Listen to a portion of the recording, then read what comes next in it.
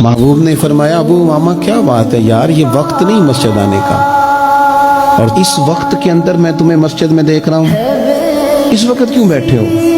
عرض کرنے لگے حضور مجھے قرض نے پریشان کر دیا، آزمائش میں آ گیا، حضور کیا کروں؟ تو نبی کریم نے فرمایا میں تمہیں دعا سکھاتا ہوں۔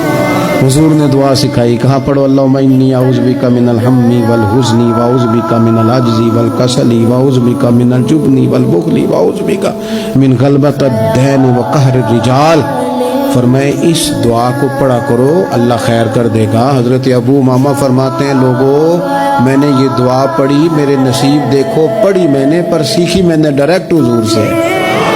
میں نے یہ دعا پڑھی، اللہ نے میرے قرضے بھی دور کر دیے اور میرے غم بھی سارے دور کر دیے۔